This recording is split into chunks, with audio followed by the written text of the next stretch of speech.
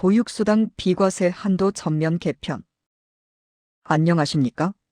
오늘 전해드릴 뉴스는 최근 발표된 2026년도 새해부터 적용되는 가계지원 정책 관련 내용입니다. 오늘은 최근 뉴스 중 가족 기준에서 꼭 알아둘 내용을 정리해드립니다. 가족 생활과 연결되는 뉴스를 지금부터 전해드립니다. 직장인 가구에서 매달 받는 급여 명세서에는 여러 공제 항목과 비과세 항목이 존재합니다. 그 중에서도 어린 자녀를 둔 부모님들에게 가장 밀접한 항목이 바로 보육수당입니다. 정부는 2026년 1월 1일부터 이 보육수당에 적용되는 세금 면제 혜택, 즉 비과세 한도를 전격 개편하기로 확정했습니다. 그동안은 자녀가 몇 명이든 상관없이 근로자 한 명을 기준으로 한도가 정해져 있었으나 이제는 자녀의 숫자에 비례하여 혜택이 늘어납니다.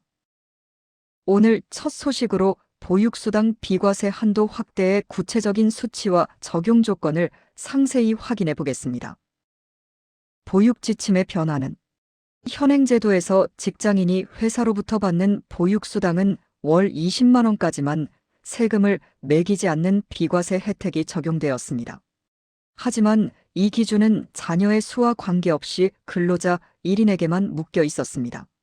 자녀가 3명인 다자녀 가구라도 월 20만 원까지만 혜택을 받을 수 있었던 사실이 기존 제도의 한계였습니다. 기획재정부와 보건복지부는 이러한 현실을 반영하여 2026년도 보육사업 안내 지침을 수정했습니다. 이번 보육수당 비과세 확대 정책은 다자녀 가구의 실질 소득을 높여주는 핵심적인 세제 개편안입니다. 실제 양육 비용이 자녀 수에 따라 기하급수적으로 늘어나는 점을 고려하여 세제 지원의 기준을 사람에서 자녀로 전환한 것입니다. 2026년부터 달라지는 구체적인 수치를 확인해 보겠습니다.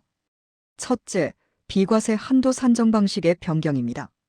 이제 비과세 한도는 자녀 1인당 월 20만 원으로 계산됩니다.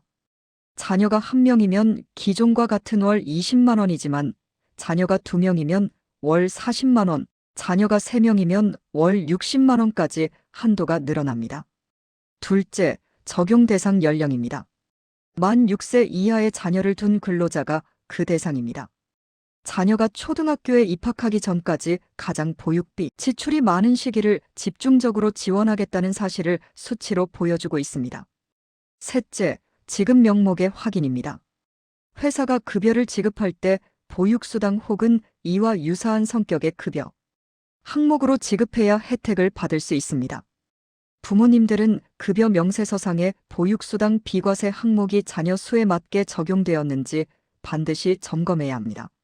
만약 회사에서 가족수당이나 보육수당 명목으로 자녀 1인당 금액을 지급하고 있다면 그 금액만큼 비과세 혜택 수치가 커지게 됩니다. 이 정책이 실제 가족의 가계부와 연결되는 지점은 실수령액의 증가입니다. 예를 들어 자녀가 2명인 맞벌이 부부 중 1명이 회사에서 자녀 1명당 20만 원씩 총 40만 원의 보육수당을 받는다고 가정해 보겠습니다. 작년까지는 20만 원만 비과세되고 나머지 20만 원에는 소득세가 부과되었습니다. 하지만 2026년부터는 40만 원 전체에 세금이 붙지 않습니다. 본인의 소득세율이 15%라면 매달 약 3만 원, 1년이면 36만 원의 세금을 덜 내게 되는 사실을 수치로 확인할 수 있습니다. 정부는 보육수당 비과세 지침을 통해 양육 부담을 덜어내겠다는 사실을 수치로 보여주고 있습니다.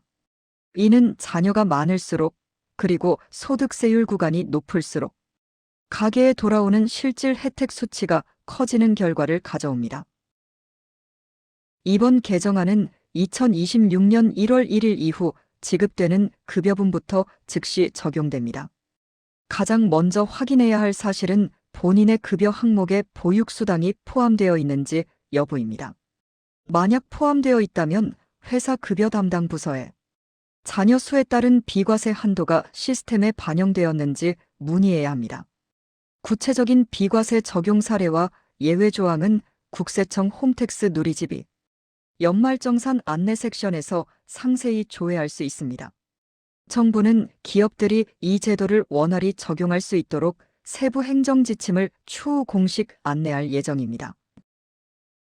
지금까지 2026년부터 달라지는 보육수당, 비과세 한도 확대 내용을 사실 중심으로 정리해드렸습니다.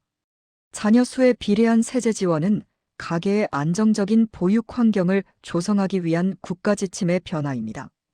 오늘 전해드린 내용이 여러분의 각 가정에서 상황을 이해하고 새해 가계 계획에 참고가 되시길 바랍니다.